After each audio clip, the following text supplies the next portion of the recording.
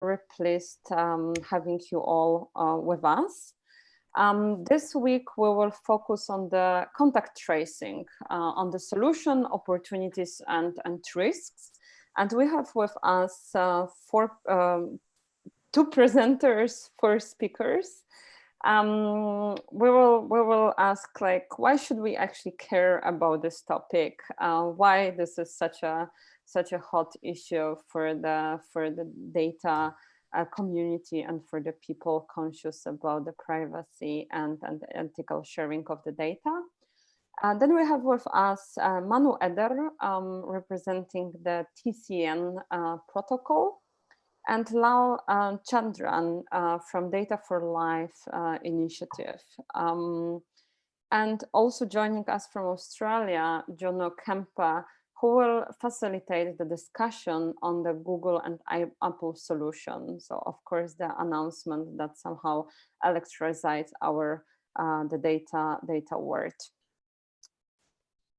And just as the background information for those who are new with us, all this started from the MyData versus COVID-19 initiative, which kicked off on, if I may ask someone who is, every one of you maybe to mute. I see some clicks. Thank you so much.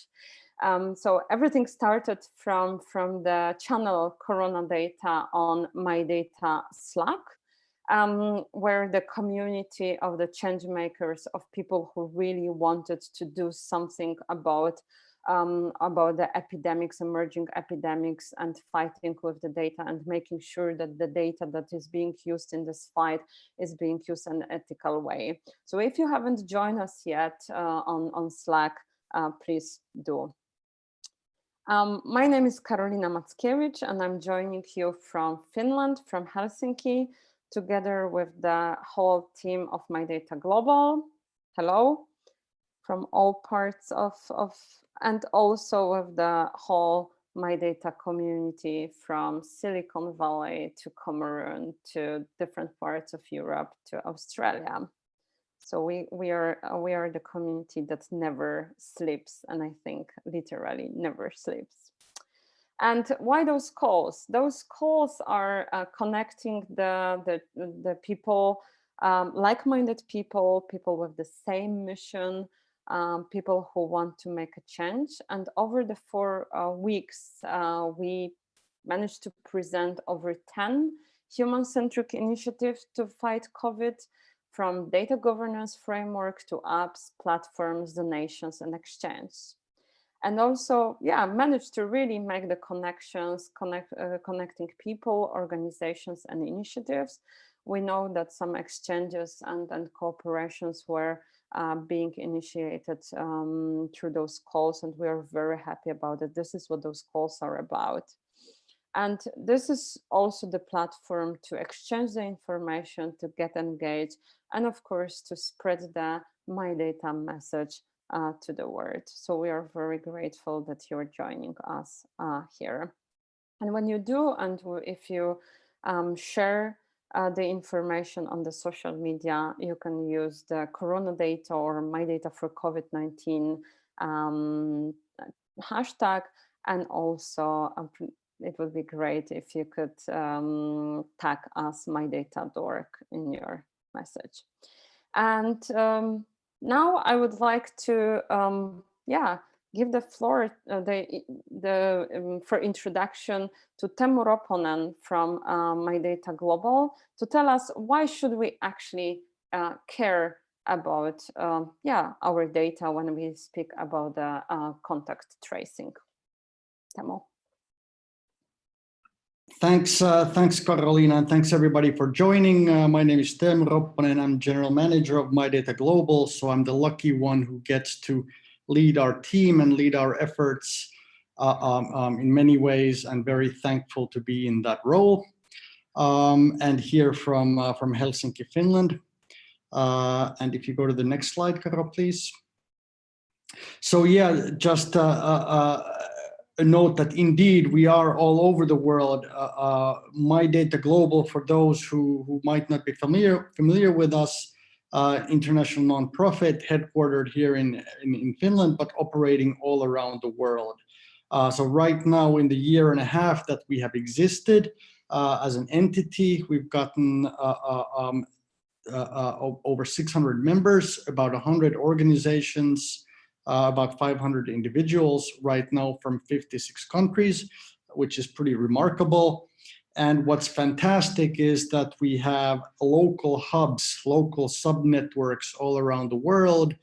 Today, we've got Jono from the Australian hub facilitating. So it's definitely a huge group effort. And that's very good in times of Corona, which is in just about every nation on the planet exists. And if you go to the next slide, please, Carol. So the purpose of MyData Global is to empower individuals, to give people control, agency, the tools to control their personal data. So very much has to do with the COVID response as well. And the vision being the fair, sustainable, and prosperous digital society. And an essential part of this is this human-centered approach to personal data. People getting value from their data, people setting the agenda on how it's used, and for organizations, the ethical use being the most attractive option. And the three fundamental shifts that we outlined to make this happen in the MyData Declaration, which I encourage everybody to read, from formal to actionable rights, from data protection to data empowerment, and from closed to open ecosystems. And I'll not go into these more now, but here just building a little bit on what our colleague Yogi recorded, a kind of a summary on what's going on with the digital response. And I highly encourage everyone to have a look and listen and watch the video. I thought it was a great summary of the digital response, of the solutions that are out there. And of course, we are now talking about digital contact tracing in particular, but there are other areas or solution areas, of course. And what's important for us, like I said, we're all about personal data and giving humans, us individuals, control. There are a number of principles in the MyData Declaration, and of these, perhaps the most important ones for our discussion today include the human centricity, the bottom-up approach, having the non-surveillance, interoperability, and privacy by design. And in terms of contact tracing, you know, in essence, we are talking about with extremely sensitive data about our health, about who we've interacted with, and in some cases, even things like location, not all the solutions. So it's very important that we have the consent of the users. We have transparency regarding those solutions, and we have, for example, governance around the solution so that the data is no longer used once it's not needed. And of course, things like minimizing the data in the first place. For example, location is not needed for effective digital contact tracing. So those are some of the viewpoints, and I'll not get into more detail here. I think on the Corona Data channel we continue, and again the declaration and the video are great kind of starters that make sense of what's happening right now. And Karo, maybe the next one just very briefly, and I will certainly not speak through all the stuff here, but just a note that to make this big vision happen, it's quite a long-term goal and a difficult one to achieve. We have what's called a theory of change, a kind of incremental steps what are needed to make this a reality, and the kind of actions that we do and the actions we do now also during the crisis build into this framework.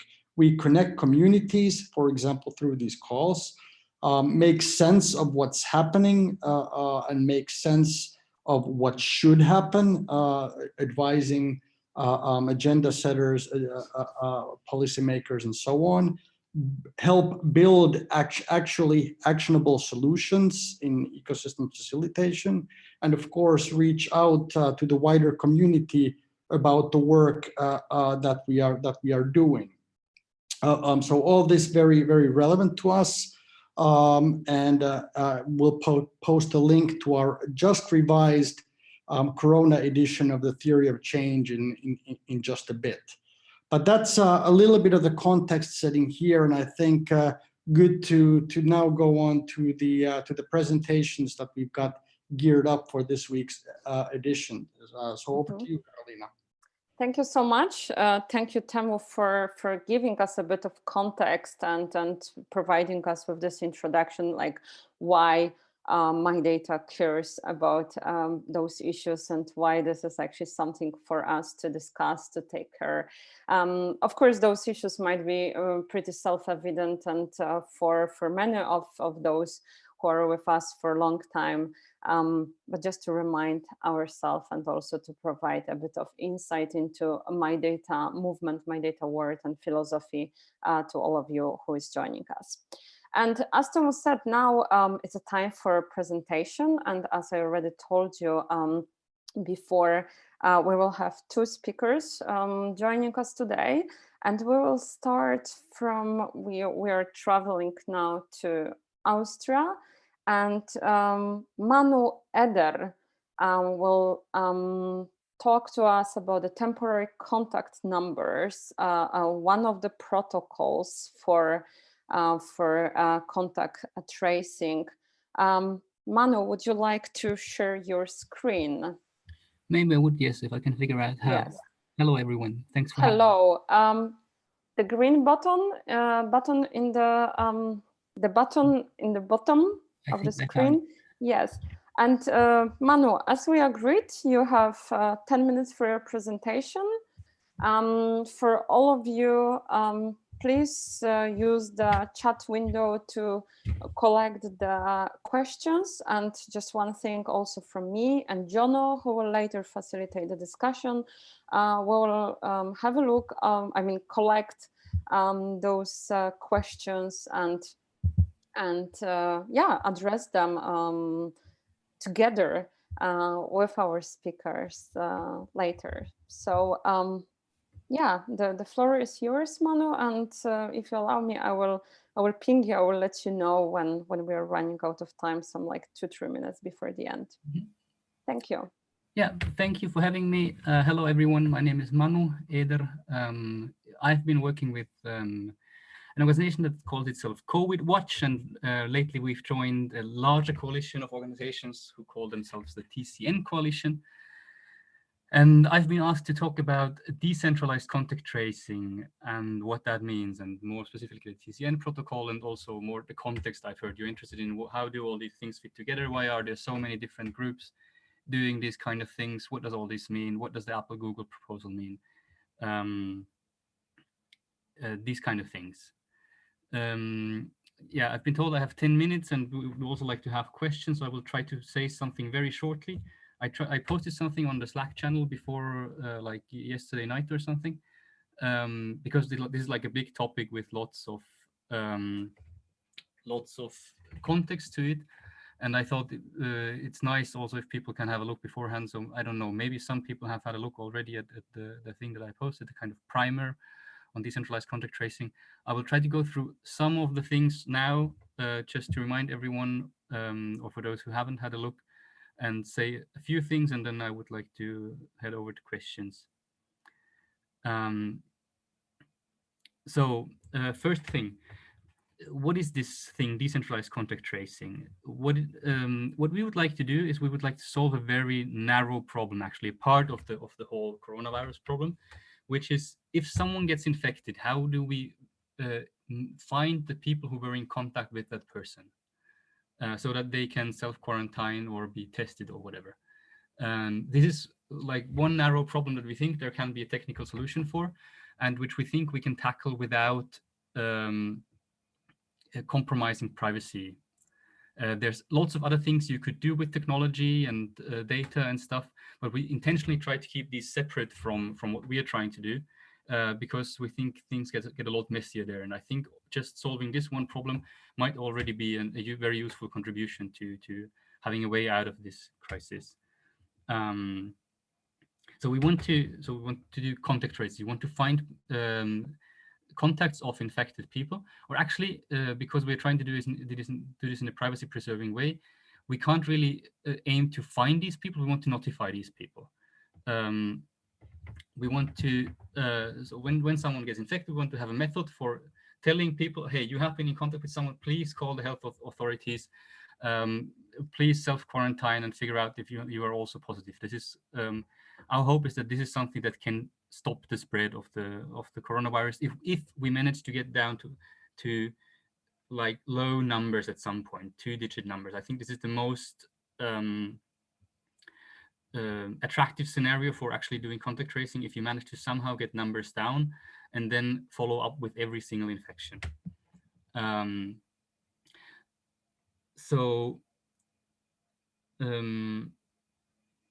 Yeah, maybe the first question is, how can this work? So of course, lots of countries have done things where they have done contact tracing in some way with lots of data collected centrally. Is there some way of doing this which does not collect lots of data centrally? And I want to show you a comic which I didn't do, but Nikki Case, who I don't know personally, but who did these comics for DP3T, created, and it's a really good comic, and it really explains really well the basic idea behind decentralized contact tracing, behind basically all of the protocols that have popped up. Now I'll skip ahead a little bit. This is context about what this is for. So how does this work? Maybe we just look at the pictures together. So Alice gets a tracing app, and it's an open source app so that people know what it's doing. And then Alice's app, every 5 minutes, it says some random thing. And these random things, they don't tell us anything about Alice, or they don't tell anyone else anything about Alice either, because they're just random messages. And all the phones, yeah, you can also find this comment. All the phones also listen to all these random messages, and they record both the messages that they've sent out and the messages that they've heard for the last 14 days. None of these messages contain any like personal information, because they are just random things that the phones have said. If now someone gets sick, like for example, Alice develops a fever and gets tested and is positive, then what she can do is she can decide to upload the list of things that she has said. This is still a list of random things that doesn't tell whoever she's uploading these things to, they don't know anything about her just from these random things. This gets stored, and Bob, the person she was in contact with the other day, he can check, okay, did I see any of these numbers which infected people broadcasted? And if his phone finds some number, or finds like a couple of numbers, then he knows that he must have been in contact with someone who is sick now. He doesn't know who he was in contact with, or at least the app doesn't tell him. And no one else knows that these two people were in contact, because it's just random messages, and only Bob's phone knows that that it saw these messages. And basically, that is the basic idea, and it's very simple, and I think it's very easy to reason about it, even if you're not the cryptographer. Yeah.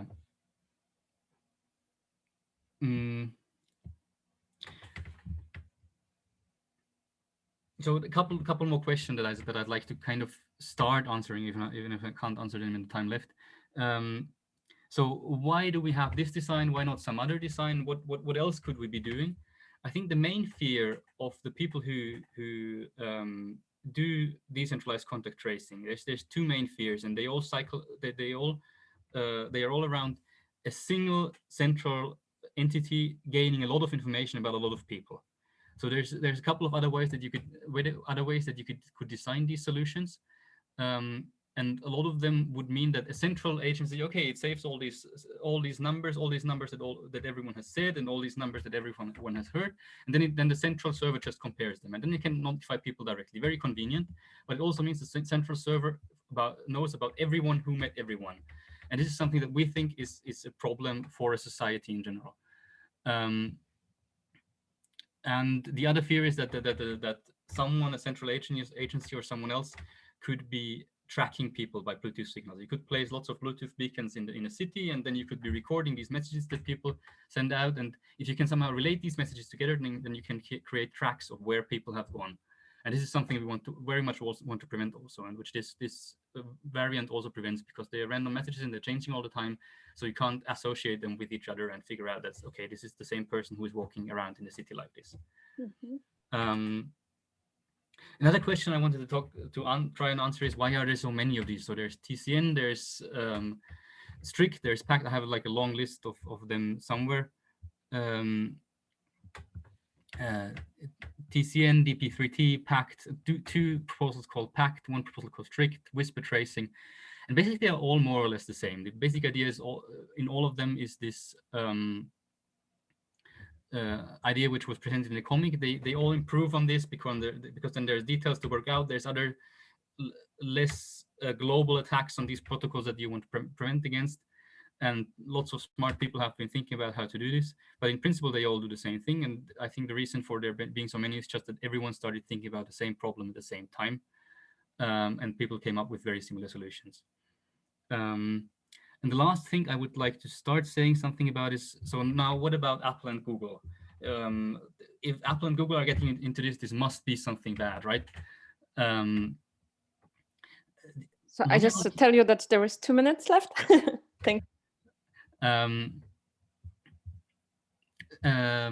So Apple and Google are getting into this. They must be up to go no good, right? They always want to collect data, right? I think in this case, actually, what they did for the people doing decentralized contact tracing, this has been a very positive thing. Because so the proposal, so the protocol that they published is in essence the same as all the others I just told you about, and the basic idea behind it is the same one as in the comic. You could ask now, why are they getting into this? I mean, there were lots of people working on this already. The simple answer is technical problems. Like everyone working, I think, as far as I know, no one who was working on this figured out the way to make this work on iPhones in a very specific situation when both iPhones are in background. And even then, sometimes it works and sometimes it doesn't, and people were pulling their hair out over trying to figure out why this doesn't work. And basically, at this point, it seems very unlikely to me that the solution to this problem is possible without some kind of help from Apple, at least. And interestingly, instead of fixing their Bluetooth stack, like the problem was with Bluetooth not working in the background as we would wish it to, they, instead of fixing their Bluetooth stack, they actually like proposed integrating a whole contact tracing solution into the operating system. And this is kind of a power move because it forces everyone to use their protocol because there's not really a way around them. But on the other hand, for us, it's kind of they're forcing people to do something that we want people to do, because it also prevents people from rolling their own centralized solutions. This is something that's not possible with the APIs that Apple and Google have proposed and are saying they are going to be rolling out. So for us, this is in a way them stepping in is they're kind of on our side in this. I mean, of course, there's things to be worried about and things to be very. It's good to always have a very close look at what exactly they are doing and if they're implementing this like they're saying they are, and like if there's other catches. But in principle, they are on our side in this. I think that's what I wanted to say, and I see there's lots of messages going on in chat already that I couldn't follow. So there is lots of messages going on, and we don't have now the opportunity to address them all, but maybe something, and we will speak also about Apple and Google later, but just maybe shortly, can you confirm that there is that concern that consent management component is removed by the Apple Google solution Can you confirm that? What is removed? Consent management component. What is a consent management component? Consent. Consent management.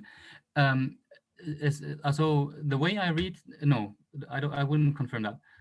The way I read the API proposals, there is going to be, so they propose to integrate parts of the contact tracing solution into the operating system, not all of it. There is still going to be an app which can ask people for consent as much as before. And on top of that, the way I read their API description, the OS is also going to ask for separate consent on the OS level. Like you're going to have a pop-up window on top of your app asking, do you really want to enable contact tracing and broadcasting of identifiers? At least that's what their documents say right now. So perfect. Yeah.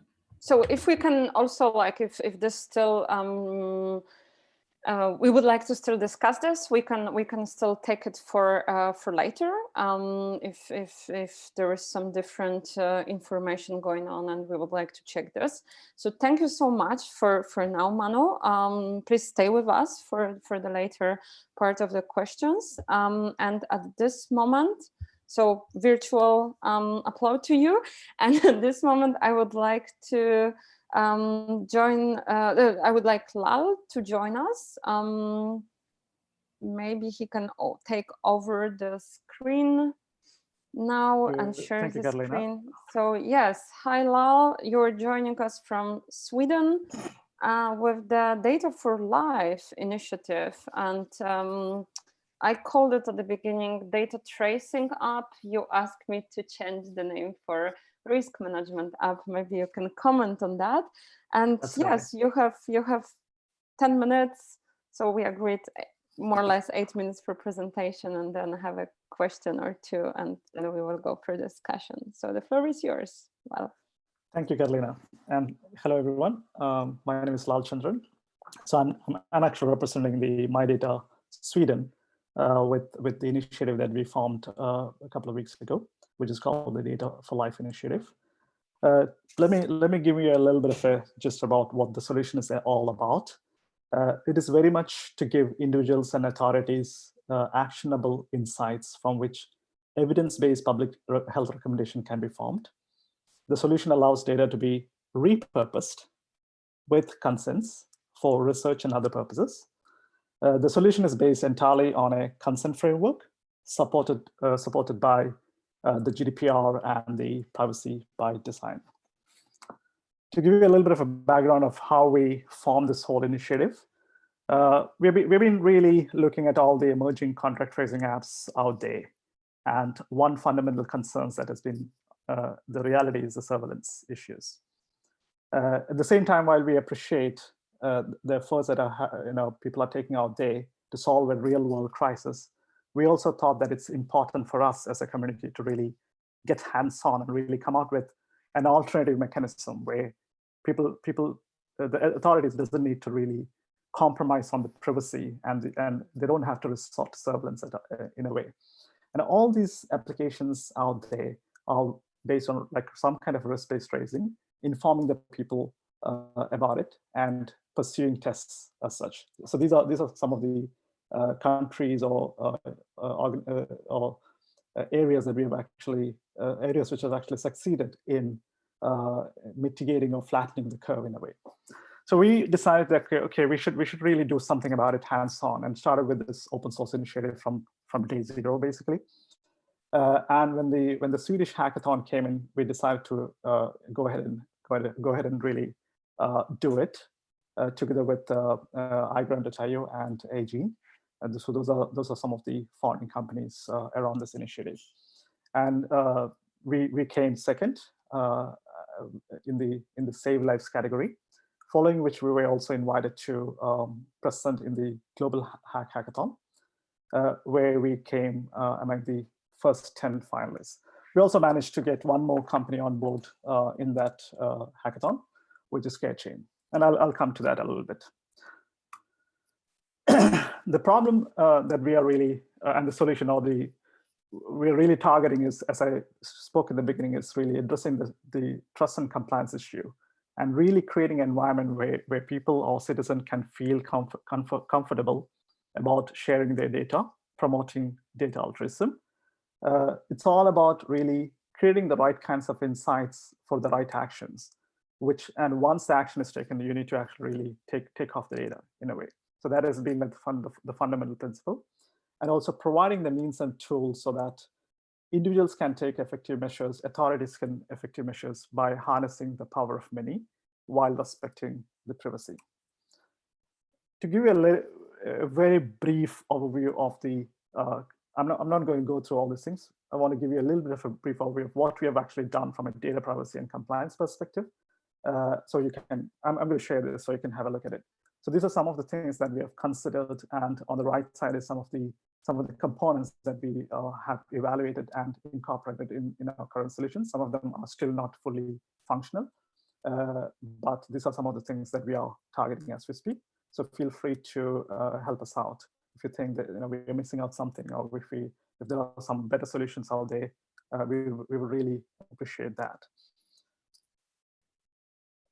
So I'll quickly go through our demo itself of the solution that we have presented.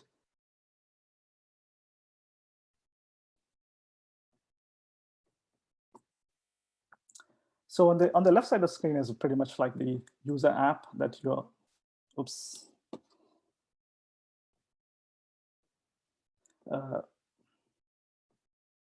left side of the screen is pretty much the user app that any individual could actually be using. In this case, I've already logged in using my mobile number. So we started off with the mobile number because it was a bit easy to integrate and to showcase to people and to get it to use. We are also evaluating as we speak the use of SSI, but of course it comes with its own disadvantages as well. So we're trying to make it as practical as possible. If we decide to go ahead and deploy it, for example, we want to make it as practical as possible, in which case we'll also have to look at how well we can actually protect the identity. On the right side is pretty much like the example administrative dashboard, where authorities can pretty much use all the data that actually is being collected for some actionable purpose. So let me go to the user app of it. So the very first thing that the user, when they log into the system or register the system, they provide a consent, so they have a full transparency into every single data that the company is actually using about you and whom they're sharing it with, for example. So in this case, these are the 4 different purposes that we use personal data for, whether it is actually shared by the user or entered by the user themselves to Data for Life, or is being shared by other data sources. So these are the different 4 purposes. And the user is also able to see precisely what, say, individual attribute is over there for each of the purpose, and they can actually allow or disallow all these different attributes in a way. So the same panel also gives the individual the opportunity to exercise his or her right as the data subject, where they can download the data, for example. They can request delete the data. They have full visibility into every different consent logs out there. So this is pretty much where we have used the iGrant backend solution, which is providing all the logs in a consent in a highly auditable way, and also which is fully tamper-proof. So once that information consents are given, the user is able to go to his or her account, where he or she is able to perform a wellness screening. So either they can perform the wellness screening themselves, or they can pretty much enter the data themselves and certify that information with the healthcare provider, for example. So we have a bunch of survey questions that the person undergoes to arrive at some kind of a wellness status result. And I'll just go through this straight away here. And then, of course, the person is able to enable location data, and person is also able to pick a historic location data. So the historic location data could be picked from known sources like Google Maps or Facebook service, for example, or the person can manually entry, and including the locations where he or she has been and the date and time of visit. Our fundamental approach to the whole thing itself is that the data that actually need to reside, the data that need to be actually analyzed in the backend, that's the only data that will be stored in the backend. All other data that will be stored within the individual wallet or the individual device itself. So we'll take a very data minimalistic approach in the whole process in a way. So once all this information is added the time sure. conscious. Yeah. The person is able to evaluate the risk score and get the recommendation. So if the parameter changes, for example, if I've been to a nearest shopping mall and things like that, the user also get notification and they can reevaluate the whole thing. Now the question is that where does this data get populated in? The data get populated by health authorities. So we provide a mechanism for the health authorities to add locations of the person who's actually been infected. So they can either scan the QR code that the user has provided or manually enter. And this information could actually be used for continuous sanitizing the areas, etc. So it's very much like any waste management system, similar to that in future, especially when the second wave comes in. The authorities are able to take corrective insights. And these are based on real life scenarios in certain countries, how they've actually tackled the corona crisis and how they've actually successfully flattened the curve. My last slide. It's very much the value proposition. For the individuals, it's about ability to self-assess contained spread and the reduce the risk of being infected, reduce the concerns, etc. At the same time, they have the trust in them where they're encouraged to share more data. For authorities, it's pretty much about greater access to the data. They can avoid taking extreme measures like locking down the system or which cause economic and social impact. And they're also able to repurpose historic data for effective contact tracing with individual consents. Last point, though, I want to make is that especially with Apple and Google coming out with the APIs, we have a possibility to also include that in modifying our risk algorithm. Okay. I think I'm done. Thank you so much. I see like there is a lot of comments about that, being impressive and great. Just picking two questions, quick questions. Can consent be revoked and data removed in the solution? Can people then, okay. Yes, so that's a solution that's like the part of the iGround platform. So you put a retention period, or you can also delete the data from, you can send a delete data request at any given point of time using the panel. So you can request to delete your data basically. All right. And what about the data portability to another app or system? At this moment of time, so we don't have standard interfaces which enables that. What we are recommending is to download the data, just like how Google or Facebook has enabled the map data. So that's a similar kind of mechanism that we are proposing, where you can download the data that the company has, and they can pretty much upload it to any other company. So we can allow to download in JSON, for example. Perfect. Thank you so much. So also the virtual upload to you. And this is not the end, so please stay with us. And I would like to now invite Jono from Australia, joining us from Australia. Okay, and for the discussion part, so this is where we are now. And Jono, are you with us? I am with you. That's us all the way down there, down the bottom of the world, representing the Southern Hemisphere. It's good to see you guys and good to be part of this community. Thanks for having me on. It's a real privilege to be a part of this. I'm just going to go through the Google Apple solution really quickly. I'm going to do this pretty broad. I don't want to get too deep and into the nerdy parts of the protocol, as much as we'd all love that. But I just want to go through a few things that I think have been thought-provoking for the Google Apple solution as it's been proposed, and what it might mean for us as a MyData community and then for the wider global community. So I think some rationales of how do we get here are important. I just wanted to mention that there's a demarcation between a few different stratified layers of the world in a global sense, and I come from a supply chain technology background. Global trade is being impacted by COVID. So there's a need there for that to be readjusted. Locally, we drill down to the more national level, governments are asking for solutions to try and flatten the curve or to get more visibility on what's happening. There's a pull from a commercial angle, which could be potentially unfettered, that forms part of the narrative. And then there's a personal privacy angle, which we are primarily concerned about here. And those rationales, I think, need to be understood in a broader sense, because they have to be held in tension for one, but they also pull us in different directions. Each one of those different groups or representative groups have different needs and requirements. And when we drill down to further detail, so we ask a question like, who is involved in any of these solutions, in particular for Google and for Apple, we need to ask, what was their ethos, or what are the values that they eschew, and how have they previously handled similar issues, so that we can ask further questions about how they might potentially handle this issue. And in context, the last one on that last slide is just that tracing needs to sit inside a wider context epidemiologically of being part of a rigorous testing solution. So tracing is one of the outcomes. It's not the be all and end all. So in terms of Google and Apple with their privacy preserving contact tracing protocol, that little quote at the top, you can all read it. It's a good summary of how the app works.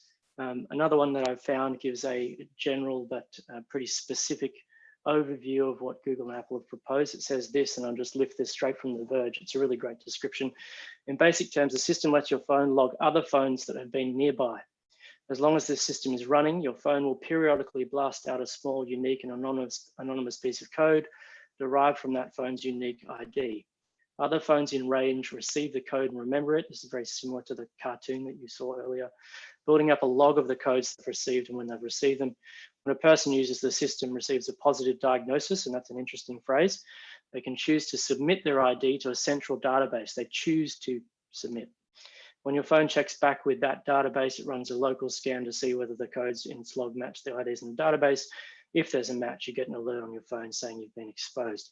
So the basic principles of what you've seen described already through the TCM protocol become very apparent in what Google and Apple have done. And it's a tip of the hat to the TCM guys. And I think just generally, and I mentioned this later on, just generally a good recognition of how communities work. Commercial operators sit in a certain level with their own demands and their own shareholder needs and all of those competing values. And then the community comes in with its own requirements and pushes in to those commercial operators. So as we look through what Google and Apple have offered, there's some nerdy details on the side there that talk about unique individual IDs that then get changed on a daily basis. And then there's a rolling proximity identifier, which changes about every 15 minutes. But moving away from that nuance, there's three groups involved. There's Google and Apple, who facilitate the platform. There's you and me that have our devices. And then there's authenticated healthcare providers or public health authorities. And those are the three groups that interact with this system. Google and Apple, in many ways, and it's quite admirable, are taking a hands-off approach to how this gets architected. It's important to note, as the Verge article goes on to say, that they're putting together a framework and not an app. It's the plumbing.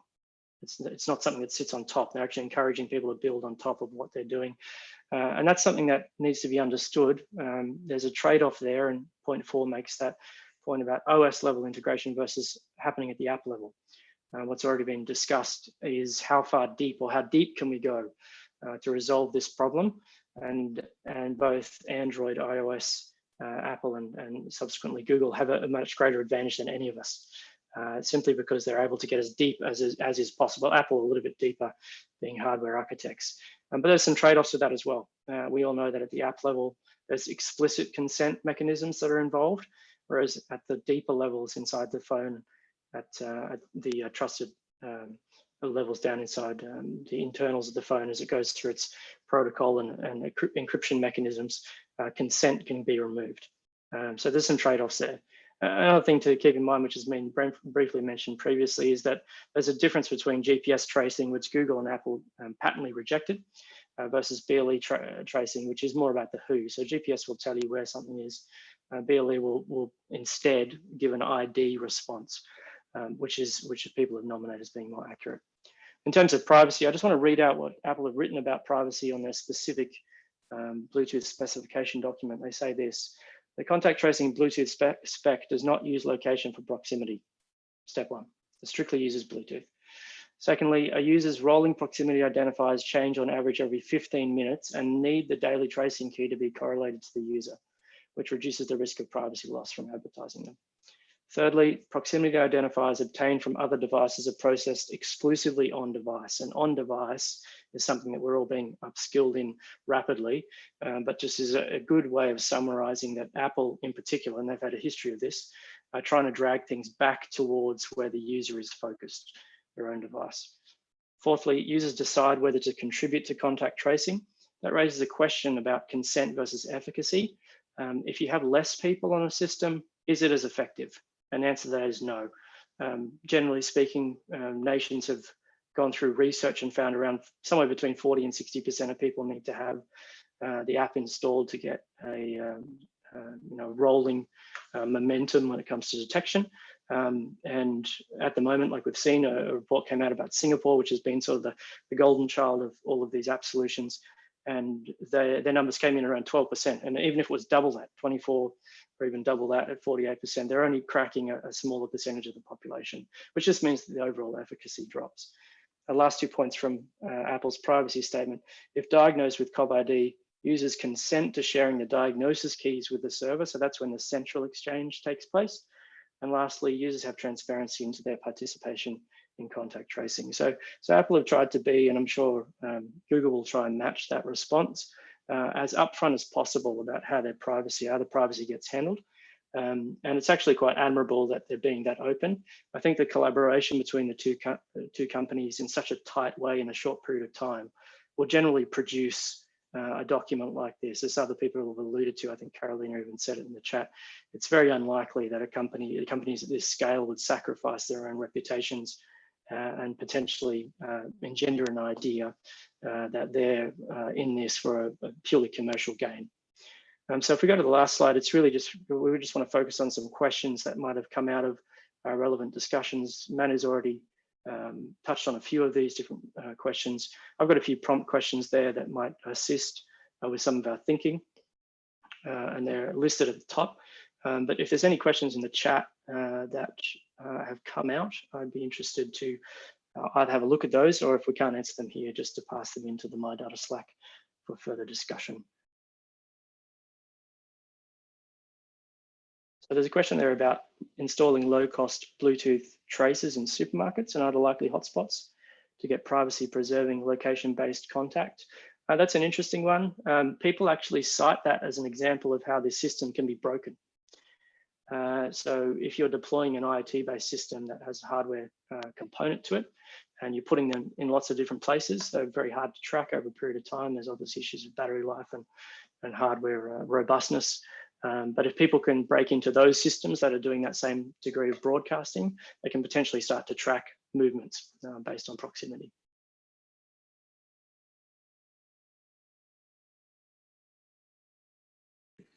I have a really interesting question from Vladimir. I'll just answer that and then throw it to the floor.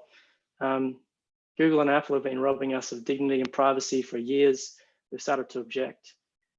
These two thieves now offer a clean solution. Are we ready to use a thieves solution? That's a really interesting point. I think is worthy of further discussion. I've put a final thought in there down the bottom of this slide on large corporations, the benefits and risks that are involved, including with uptake and efficacy. There is a trade-off, something to keep in mind, and it's a complicated stance to take, and so I'll gently walk through it. When a headline says that Google and Apple represent a privacy risk to all of us, it's very easy to see how that can be true. And there's been a history of abuses in various forms that we know of. Apple a little less than Google. But there's also, that can be a little bit of a false dichotomy. There's also a problem with small scale operations that are under performing or perhaps don't have the manpower to solve for cybersecurity incidents or to have a very clear privacy preserving stance, or lack the engineering capability to really take advantage of the base level protocols. There's also issues that can be seen there. So it's not, I'd say it's just one of those things that we have to carefully navigate our way around, because we do get some advantages with a large corporation doing this. And at the very least, a government might come out and mandate it. And the reason they would mandate it, if ever they did this, and I'm not saying this will happen, but perhaps if they did, is because they could see that it would be highly effective simply because of volume of users that could use the system. Apple and Google have been intelligent, and they've got people who are geared towards doing this well in their rollout strategy. How will this be rolled out?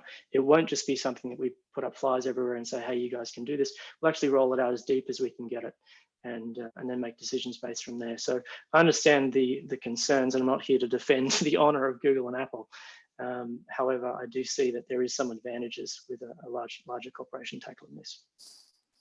So, thanks, Jono. Is it okay if I talk, Carolina? Yes, I am sure. We have, Okay. yeah, just mindful about the time. Yeah, I have to.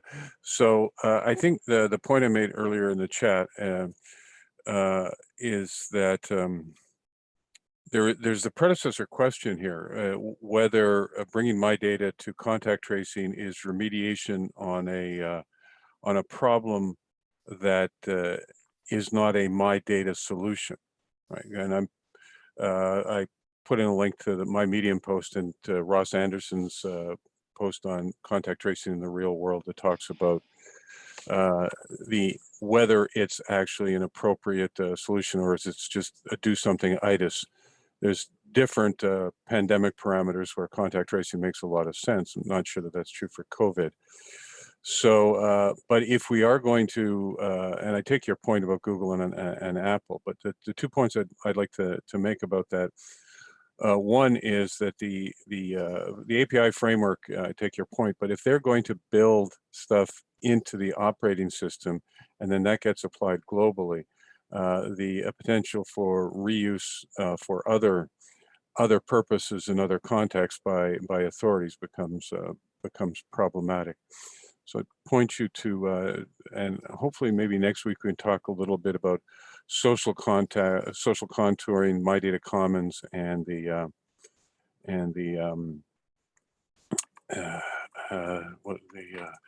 community tracing.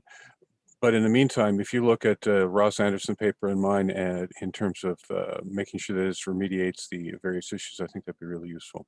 So that's a lot of great work, guys. Thanks a lot. Yeah, thanks. It's really good points made there. I think there's a question in the chat which I think is quite good. It's what are the benefits of having contact tracing solution built into the OS, if any? Is this solution safer or more reliable? As I alluded to before, and keep in mind, I'm not here to advocate for any one given solution. And John, I take your points on board. The API protocol documentation, as has been pointed out by others, lacks a few things. There is an inherent benefit in having the people who build the phone build the solution that solves for the very things that the phone was purposed to do. So there is an argument, and it's a fair argument to take, that the very people who've designed the actual system that you're using on a daily basis are probably the best people to solve for something that requires multiple interoperable devices to talk at a certain level in a way which is the most effective. That being said, there are things that detract from that, and John's alluded to them already, and other people have mentioned them, and that is that if it is as deep as is possible inside those systems, then you run the risk of the user not noticing at all when something occurs. And so if we move into stage 2, as I think someone else alluded to, for this project, stage 2, and it hasn't been explicitly stated, and maybe it will never be publicly stated, but if stage 2 was to take this into a global solution which could be repurposed for commercial purposes or for advertising or any of those other nefarious things that we all dread, then that obviously would show that the original intention was designed to be set up to be purposely derailed over time. We sit in a very delicate period of time right now, where I think as a community for MyData, we can make appropriate noises about this, such that there is a clear framework of operation and there's clear deadlines put in place to when these sorts of systems start and stop. And those things should be very specific. I'm very surprised that a lot of the discussions around these things, even from the technology partners, don't say things like, we will only use this for this period of time, or when a percentage of the population drops down to this after we've gone through a contact tracing period. Those things should be very explicit and they should be detailed. And if they're not, then we run the risk of these other types of problems starting to emerge.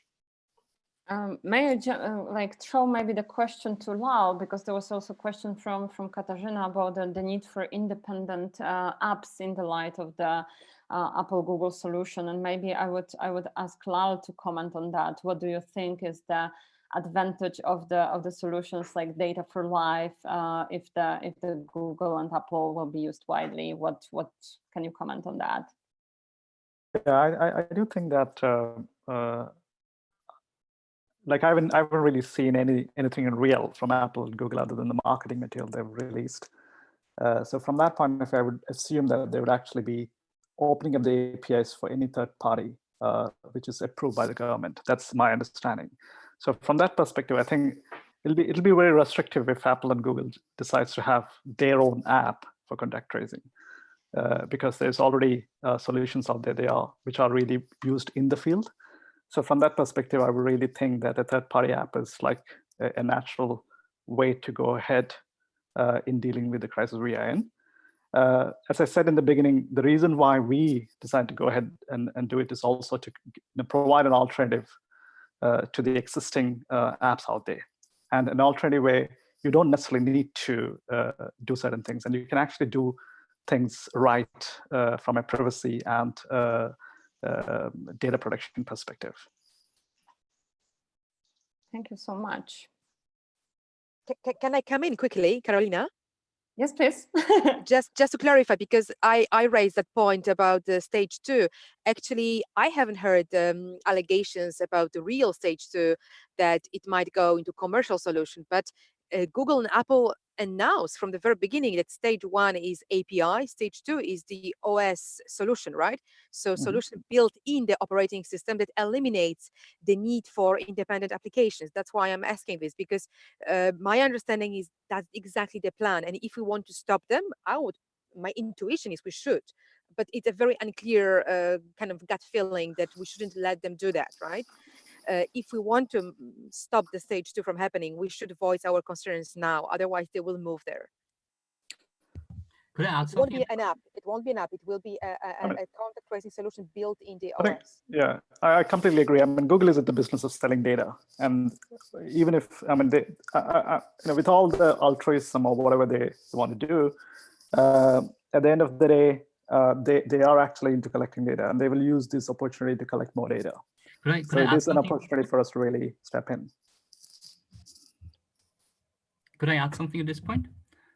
Sure. Please do.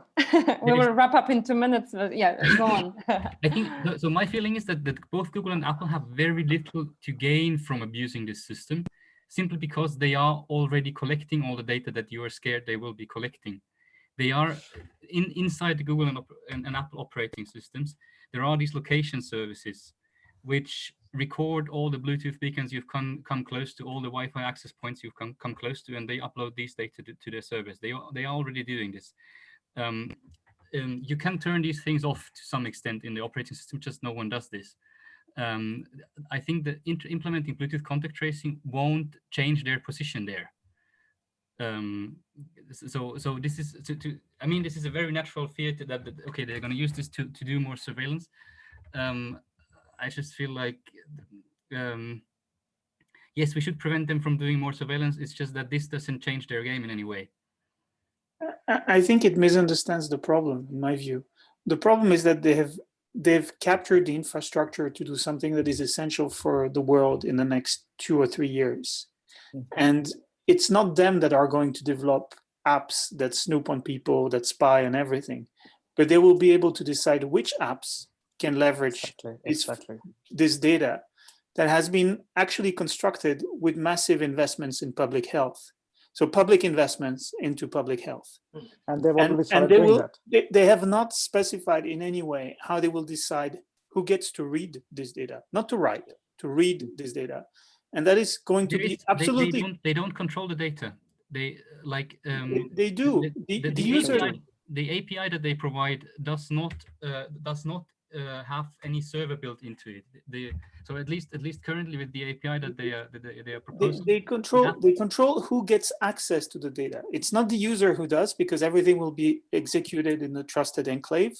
They control which apps I think, access the data, but still, if already now they actually don't even allow apps to be put in the App Store already Right. now. So they will get they will be the bottleneck to develop apps.